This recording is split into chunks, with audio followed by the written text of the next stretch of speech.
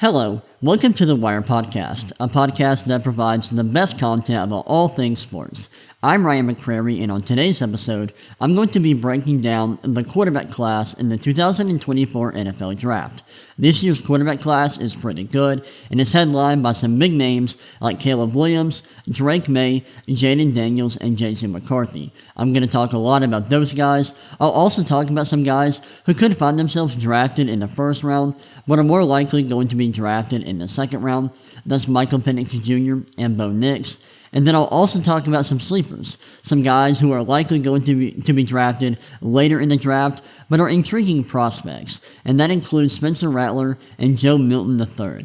And that's what we have on tap for today's episode. I'm very excited, and I hope you are as well, and let's go ahead and dive right in.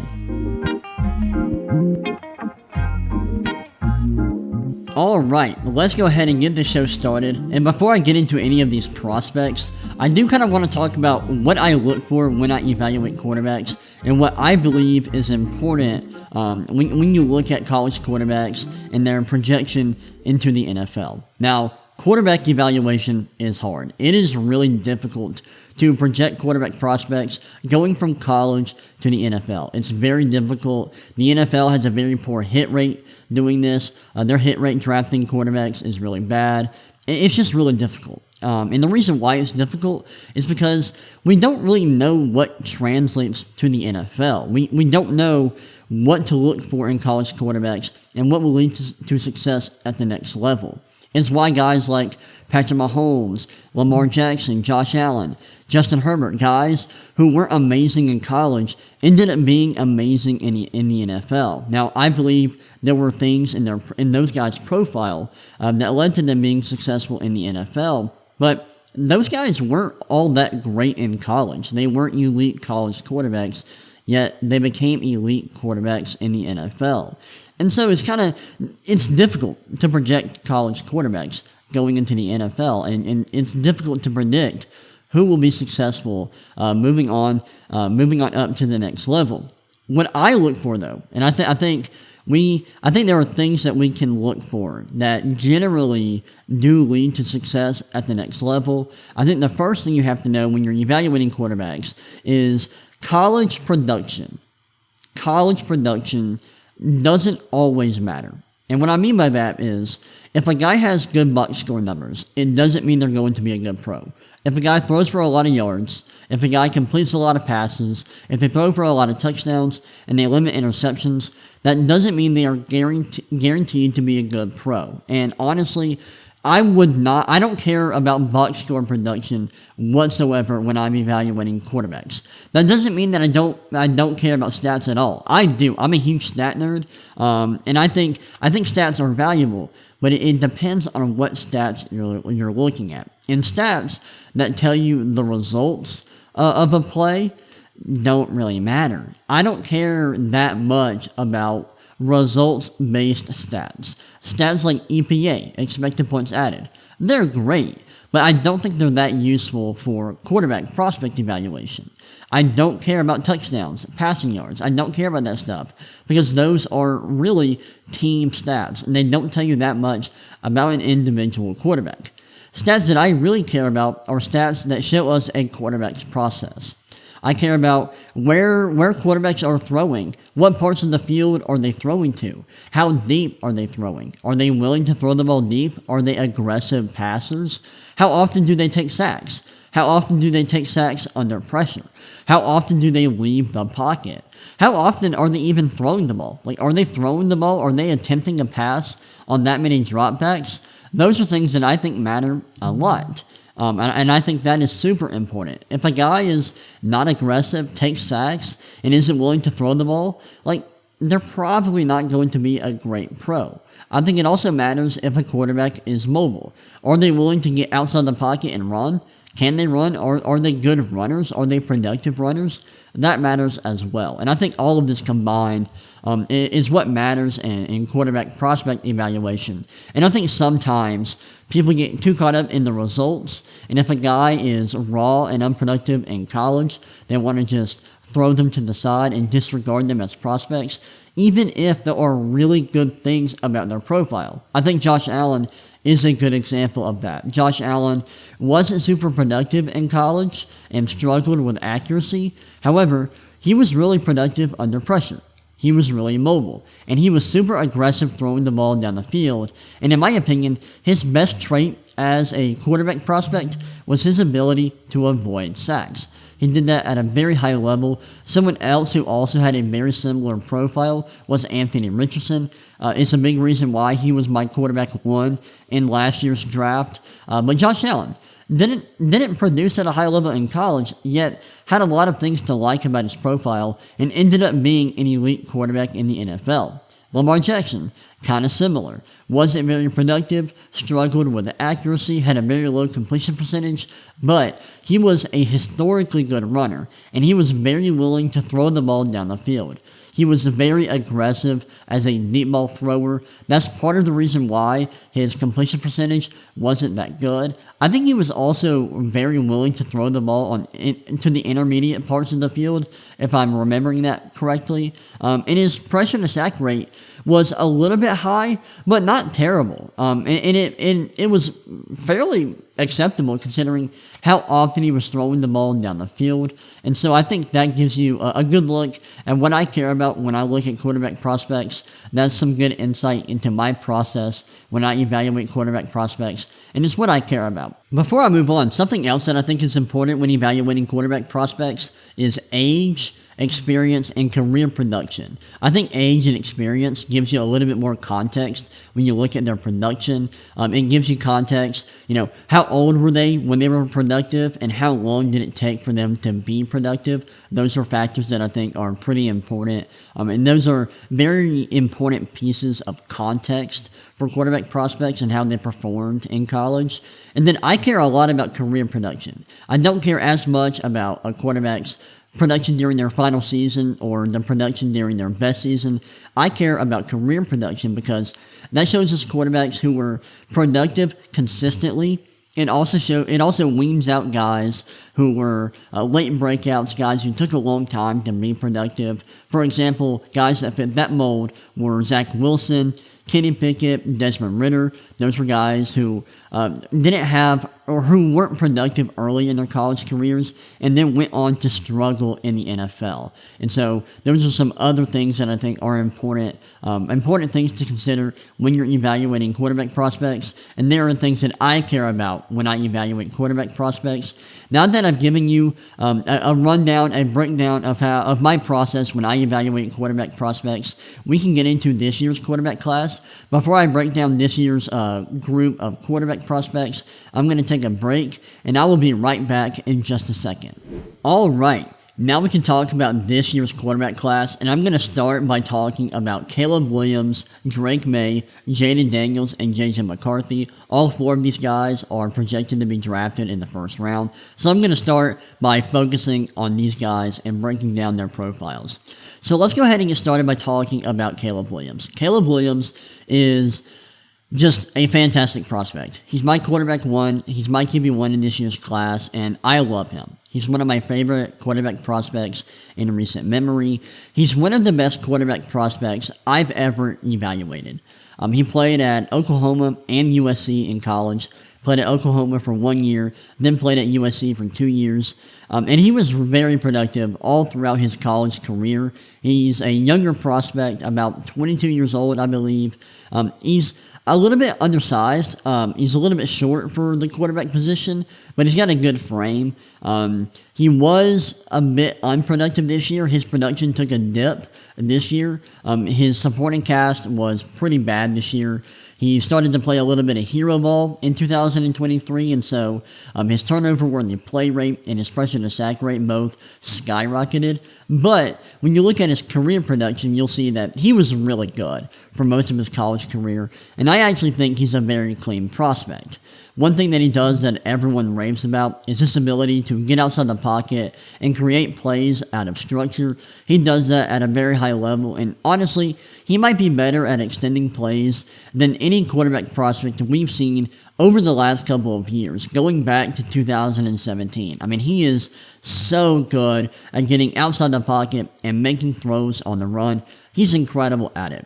But I think his ability to operate within structure is really underrated. I think he's great at operating from within the pocket. When there's a clean pocket, he's great.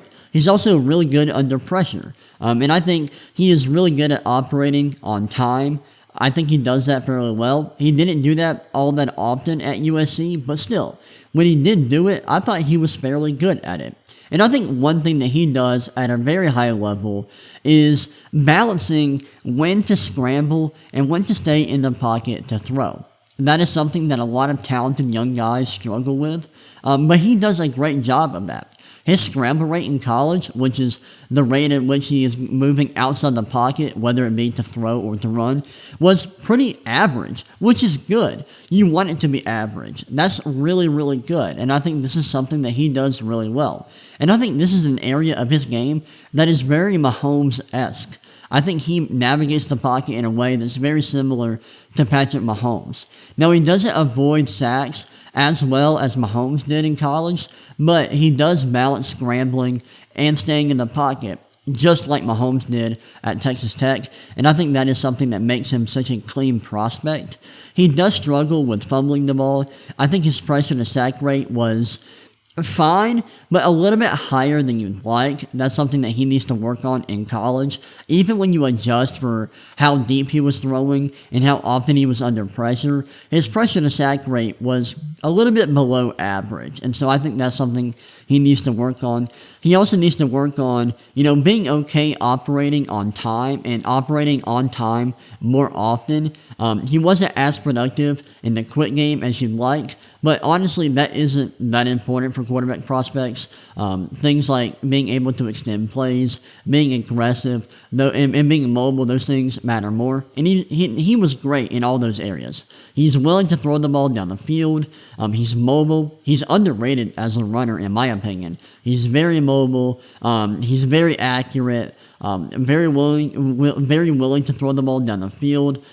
He's great at balancing scrambling with staying in the pocket. And there aren't many big weaknesses in his game, which is, I don't think that fits the narrative surrounding Caleb Williams. I think a lot of people view him as a boom or bust prospect. I don't. I think he is a very clean prospect, and up there with like Trevor Lawrence. He's that good. I don't think he's quite as clean of a prospect as Trevor was coming out of Clemson, but Caleb Williams is special. He's awesome. He's an easy number one pick.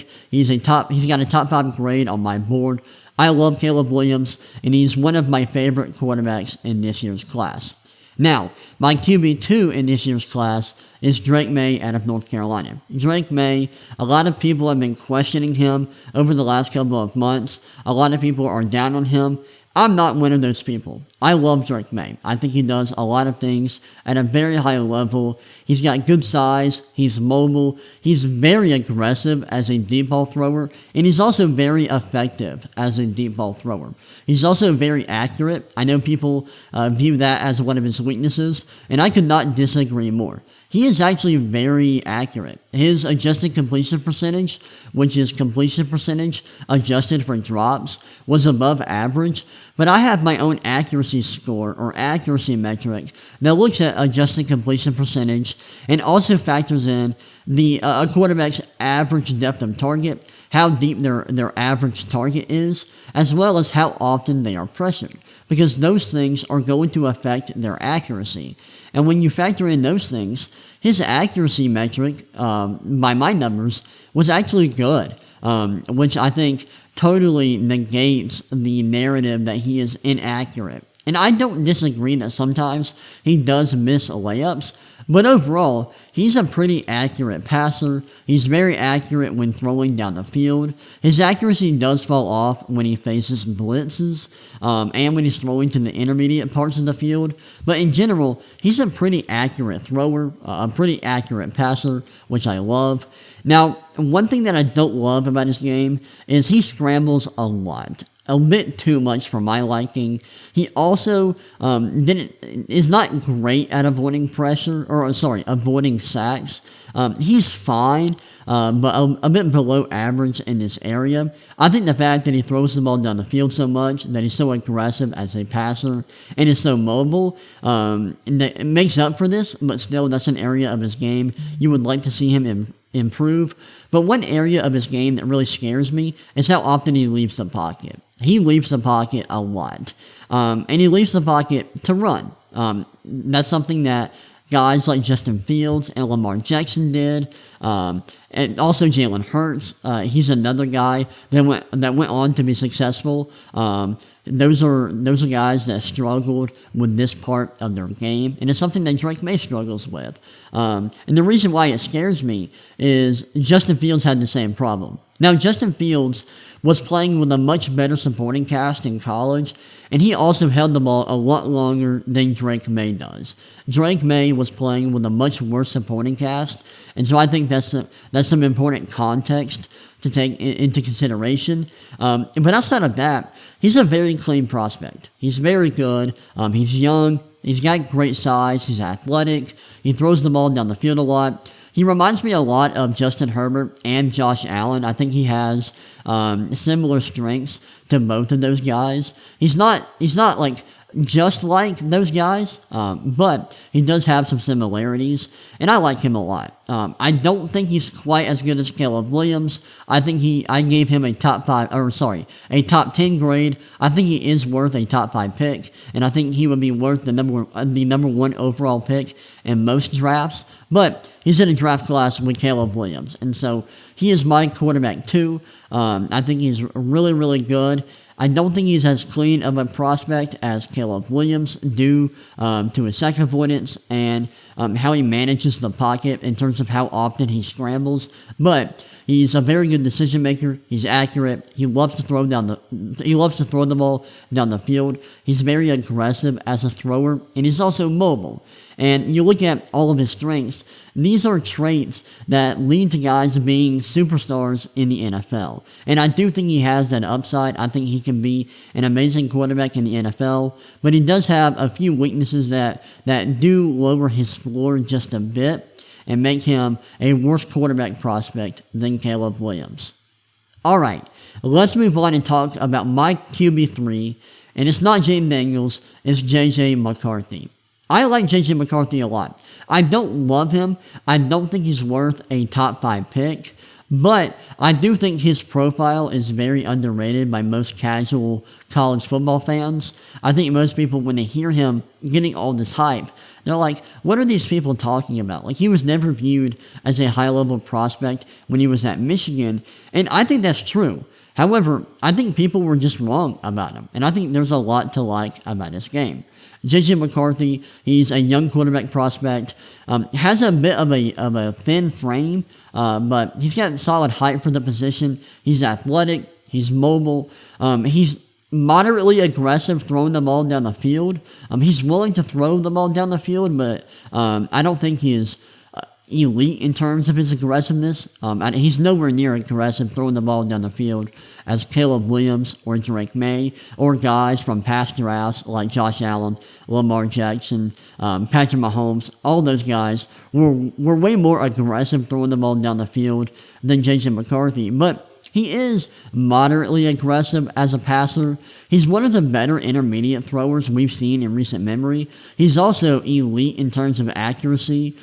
He does a great job of avoiding sacks, and he's one of the better prospects in recent memory that we've seen in terms of managing the pocket. And by managing the pocket, I mean balancing, scrambling, with staying in the pocket. He does that better than most quarterback prospects. Not only in this class, but also when you look at quarterbacks from the last, 7 drafts. I mean, he is so good in this area. He's great at that. He's really good under pressure. Like, he's great on third downs. He's just a very good all-around prospect. There aren't many weaknesses in his game. Now, a few areas that I think are weaknesses in his profile is his usage. He wasn't used a lot at Michigan. His usage in terms of dropbacks and rush attempts was pretty low, and that's concerning. That isn't like a death sentence for quarterback prospects if their usage is historically low, but it is a yellow flag. It is something that you have to look out for, something you have to keep in mind. But in general, J.J. McCarthy is a pretty good all-around quarterback prospect. I am worried about his ability to throw outside the numbers. And I don't think he's an amazing deep ball thrower. He's a solid deep ball thrower, but not a great deep ball thrower. And something I've heard people mention when talking about him is how he really only throws with one speed. He's not really able to throw with touch. He really likes to throw with velocity. So that's something he needs to work on as well. And he's a solid runner, but not a game-breaking runner at all. And I think that J.J. McCarthy has a pretty high floor, but doesn't have a super high ceiling. And I think because he doesn't have a ton of experience and wasn't used that much at Michigan, it does bring in some bust potential with him.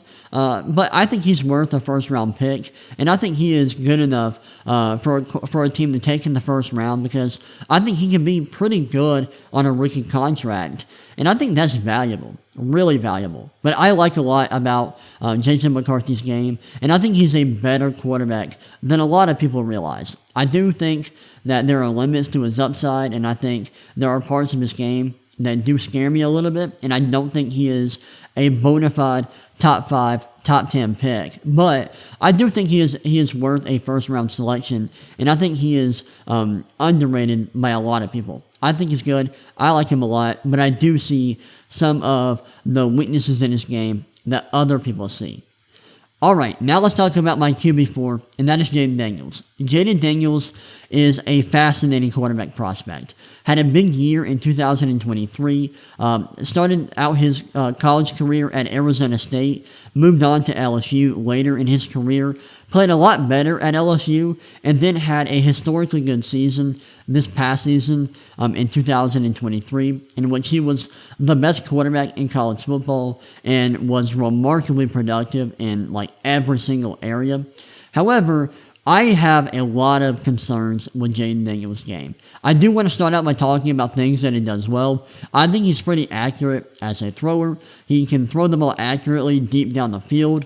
He's historically good as a runner. He's very productive as a runner, and so he's, in my opinion, the best runner in this year's draft. He's also a very good decision maker. His turnover-worthy play rate across his college career was really good, like elite. It was awesome. And so I think all of that combined gives him a fairly high floor, like a decent floor. I think he can step in, be a starter in certain offenses. I don't think he's ever going to be a plus starter for some reasons that I'll get to in a second. But being above average in terms of accuracy, being an elite decision maker, and being a great runner, that gives him a solid floor, and it gives him a chance to be successful in the NFL. Now, I think Jayden Daniels has a ton of weaknesses, a ton of major red flags. First off, he was not a very aggressive deep ball thrower throughout his college career. I know he was a productive deep ball thrower last year, but when you look at his career production, he was not that willing to throw deep, and that's concerning. He also took a ton of sacks, which is an even bigger concern. His pressure to sack rate across his college career was about 24.5%, which is historically high. That's bad. Now, his rushing ability could potentially make up for that, but he isn't an aggressive enough deep ball thrower to make up for his really concerning sack avoidance. And so his tendency to take sacks under pressure really concerns me. Something else that concerns me is how often he leaves the pocket. He does not have good pocket presence whatsoever. He takes a ton of sacks, and he leaves the pocket at a historically high rate.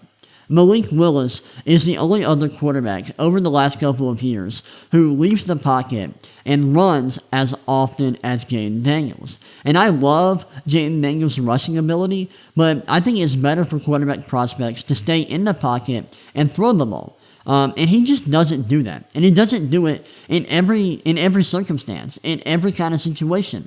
Whether the pocket is clean or whether he's facing pressure, he loves to move outside the pocket, and that's concerning. And because that's going to lead to him getting hurt in the NFL because he does have a skinny frame. And I think that, not being willing to throw the ball is just a big weakness. A lot of the top quarterbacks in the NFL, they are willing to stay in the pocket and throw the ball, even when the pocket is not clean, even when they're facing pressure. And that is not something that Jayden Daniels does. And that is something that guys like Malik Willis and Justin Fields struggled with in college. And there are a lot of guys who went on to be successful in the NFL who had these flaws, like Josh Allen, Lamar Jackson, Jalen Hurts. But those guys also were aggressive throwing the ball down the field and mobile. Jayden Daniels is mobile, but he's not aggressive throwing the ball down the field. And I think that's very clear when you look at the percentage of his career pass attempts that came on deep balls, or his big-time throw rate, which was below average. I mean, Jayden Daniels, as good as he was in 2023, when you look at his career production, you're looking at a guy who isn't that aggressive as a passer, loves to move outside the pocket, takes a ton of sacks, is mobile and is accurate, but man, his weaknesses are huge, and it's why I gave him a second-round grade. I'm not comfortable taking him in the first round. I'm just not. I think he has real bust potential, and it scares me a lot. Now, I do think he could be fairly productive in the right offense with the right supporting cast, but there's a lot about his game that scares me. Something that I haven't even mentioned yet is his age and experience, and how unproductive he was early in his college career. He's an older prospect who had a late breakout, and early in his career at Arizona State, he wasn't very good, and it took him forever to be just a good college quarterback, and that's concerning. And I think people underrate how good his situation was at LSU in 2023. He had it easy. The offensive line was amazing. He had clean pockets all the time. He was surrounded by elite receiving talent in Malik Neighbors and Brian Thomas Jr., and that helped him a lot. And that's a big reason why his production was so good last year.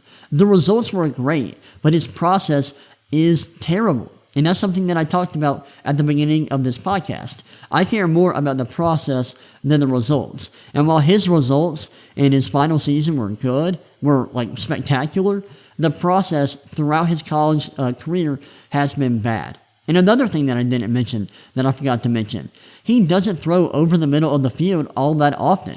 The percentage of his throws that came over the middle of the field across his college career was historically low, very, very low. And that on top of everything else I've talked about, his inability to avoid sacks, his inability or unwillingness to throw the ball down the field, his unwillingness to stay in the pocket, those are all major red flags that scream bust potential. And if he goes to the wrong team where he doesn't have a great supporting cast, I think he is going to struggle and is going to fail in the NFL. And I know that's harsh, but that's just how I view Jayden Daniels as a prospect. And that's my opinion of him. I like Jayden Daniels. He seems like a good guy. I think there are parts of his game that are good and that give him a chance to be successful in the NFL. However, the weaknesses, in my opinion, are too bad to ignore. And it's something that any team that is considering taking him high in the NFL draft has to consider. And I think taking him super high in the draft is a mistake. I know it's going to happen. I wouldn't do it. And I've got a lot of concerns about Jayden Daniels' game. Alright, those are my thoughts about the top 4 quarterbacks in this year's draft. I'm going to take a quick break, and then I'll talk about some other guys in this year's class, like Michael Penix Jr., Bo Nix, Spencer Rattler, and Joe Milton III. I'm going to take a break, and I will be right back in just a second. Alright, let's close out the show by talking about some of the other quarterback prospects in this year's draft. That's Michael Penix Jr., Bo Nix, Spencer Rattler, and Joe Milton III. Before I get into this, we have breaking news. Stephon Diggs was just traded by the Buffalo Bills to the Houston Texans for draft compensation. That's crazy. I'm not going to break that down right now, but that is a wild news. So if you're a Texans fan, congrats. Y'all just got a lot better. But I do want to talk about some of the other guys in this year's quarterback class. Some guys that people like a lot, like Michael Penix Jr., but guys who likely aren't going to be drafted in the first round. I know Michael Penix Jr. and Bo Nix could possibly be first-round picks, but I think more than likely they will be drafted outside the first round. Let's go ahead and get started by talking about Michael Penix Jr. Michael Penix Jr. is a fascinating prospect. He started out his college career at Indiana, eventually transferred to Washington, and he was really productive throughout his college career, but really took that big step as a passer at Washington.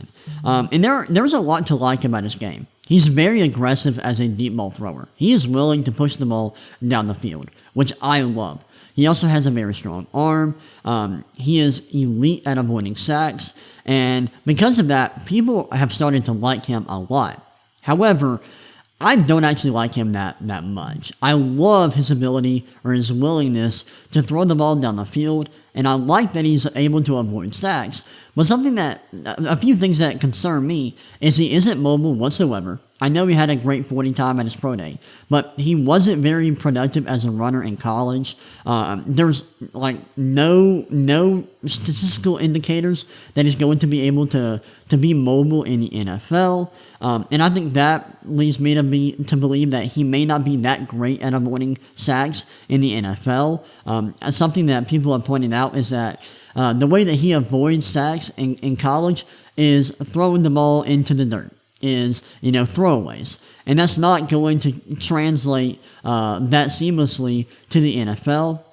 And so that's something that concerns me. Another thing that concerns me is he isn't accurate. And I know people think that he's an accurate thrower with good ball placement, but the data just doesn't it disproves that. His adjusted completion percentage in college was below average, even when you factor in how deep his pass attempts were and how often he was facing pressure. When you factor that in, his accuracy was still below average. And because of that, and because he's not only inaccurate, but also inaccurate despite being an older prospect who's experienced, that just doesn't give me a lot of hope for him, considering he is a pocket passer. I mean, how high of a ceiling does he have as a pocket passer if he isn't accurate at any part of the field? That's concerning to me, and it's why I'm not that high on him, despite him having all these high-level traits that hint at high upside, like avoiding sacks and being willing to throw the ball down the field. And those things are great, and I like that part of his game. But man, the lack of mobility and the lack of accuracy, along with being an older prospect, does scare me a little bit. And you also have to factor in his injury history. He does have a pretty severe injury history that scares me as well. And that's why I don't think he's a first-round pick or worth a first-round pick. I think he's more worth a second or third-round pick, in my opinion. Next up, we got Bo Nix. Bo Nix, there are things about his game I like as well. He's an accurate passer who's really good in the quick game. He's also mobile, and he's also very good at avoiding sacks. Those are things he does at a high level. And I think all of this gives him the ability to be a really good backup in the NFL. And I think he could be like a spot starter. I don't think he's going to be an average or an above average starter. I don't think he's going to be an impact starter in the NFL, but I do think he could be a really good backup who can step in and start at times. And maybe he could be a starter at some point, but the reason why I don't view that as a possibility for him is because he isn't an aggressive thrower down the field. He doesn't push the ball down the field at all. He's way more comfortable throwing the ball short. His A-dot in college was really low. And I do love some of the parts of his game. I do love how accurate he is. I do love his decision making. But he just isn't aggressive. And I don't think he has high upside as a passer. But he does a lot of things well. And I kind of like his game. I like him as like a second or third round pick. But he doesn't have high upside. And I don't think he is a starter in the NFL. I definitely don't think he is an impact starter in the NFL. I just think he has a lot of weaknesses in his game. But there's a lot to like about his skill set. He's accurate. He's a good decision maker. He's mobile. He doesn't take sacks. He also graded well under pressure in college, and I think that's good. But you also have to consider that he's an older prospect with a lot of experience, so there's not a lot of growth that's going to happen here. But watching him develop from his days at Auburn to where he was in Oregon was awesome. That was good to see. And I think it's very impressive how he was able to become a legitimate NFL prospect. But like Michael Penix Jr., I just don't think there's a lot of upside here. I do think he has a higher floor than Michael Penix Jr., but a bit of a lower ceiling. And so I view those guys pretty similarly. I think that they are in the same tier. I like them, I don't love them, and I don't think either will be a very good starter in the NFL. Now, I want to close this episode out by talking about a few guys who are likely going to be drafted later. They're definitely not going to be first-round picks, but have intriguing profiles. First off, let's talk about Spencer Rattler, who a lot of people love. Spencer Rattler, in my opinion, is one of the more overrated quarterbacks in this year's draft. A lot of film guys are falling in love with him, and I get it. Like, a lot of people view him as having great arm talent, and I understand that, but the data doesn't really reflect that. He wasn't very aggressive as a deep ball thrower in college. His average depth of target throughout his college career was not great. He was very accurate. Like, he is one of the more accurate passers we've seen in recent memory, but he wasn't throwing the ball deep. He takes sacks at a very high rate. He's not very athletic. He's small, doesn't have great size, wasn't very mobile in college, didn't run a lot. He was accurate, like I mentioned, but like he's also an older prospect with a lot of experience, so I'm not sure how much he's going to grow moving forward. And his profile was pretty bad across the board. There's not a lot to like about his game. He did grade, I think, fairly well under pressure in college. And so it's not like he's terrible. He just isn't great in my opinion. And I would like him a lot more if he were aggressive as a deep ball thrower, but he just wasn't in college, and the data makes that clear. And so this narrative that he's got all this arm talent and he's like a good deep ball thrower, like, it's not true in my opinion. His big time throw rate was low. The percentage of his pass attempts in college that were 20 plus yards down the field was really, really low. Like, really, really low. And so I love his accuracy, but like outside of that, like, there's really not a lot to like about his profile. So I am not a big fan of Spencer Rattler whatsoever. I would be fading him if I were an NFL team. I do like how it seems his attitude has gotten better over the years. I remember when he was in high school and he was on the QB1 show, his attitude was terrible. He was a jerk. Like, he was terrible to his teammates, not a good leader. It seems like that's changed, and so that's good to see. Hopefully I'm wrong. I could just be an idiot here, and I could be wrong, but a lot of guys like this that people who are film grinders like Spencer Rattler, like Desmond Ridder, like Malik Willis, I've been low on, and I thought they weren't great prospects, and I've been right about it. And so I'm thinking that I will be right about this again, but I hope I'm wrong. I want Spencer Rattler to succeed. I just don't see in him what other people do. And I've seen some clips from him, I've seen some games from him, and I get why people like him, but I just think that people are overrating the couple of games, the handful of games that they've seen, and they're overrating that when the career data is much worse for Spencer Rattler. Now, the last quarterback prospect I want to talk about is Joe Milton III from Tennessee, who is a fascinating prospect. one of my favorite sleepers in this year's draft. He started out his college career at Michigan, also played at Tennessee. For being an older prospect and for playing like 5 or 6 seasons in college, he doesn't have that much experience. He actually hasn't played that much. He doesn't have a ton of dropbacks in college because he wasn't a full-time starter that often. I think he was a full-time starter for like 2 seasons in college. And for that 1 season where he was a starter at Michigan, I don't think he started the whole entire year. So he actually doesn't have a lot of experience despite being an older prospect. And I love his arm talent. He's got a huge arm. He's also very mobile. He can run a little bit. He does take sacks at a very high rate, and he's not accurate whatsoever. However, I do love how he balances scrambling with staying in the pocket. He's very good at managing the pocket. Doesn't avoid sacks very well, so that does ding his pocket presence a little bit. But he's a very aggressive downfield thrower. He's got good size. He's mobile, and that's interesting. And he's not experienced, and so you can kind of mold him in some ways. So that makes him an interesting prospect. But like I said, his accuracy falls off a cliff everywhere. Like he's just not accurate whatsoever. But let me actually look at his numbers real quick. I was going to say that he's a good decision maker, but I want to make sure that's right before I just say something like that, because that is a pretty bold claim. Let me look up his numbers real quick to see what his decision making numbers were like in college.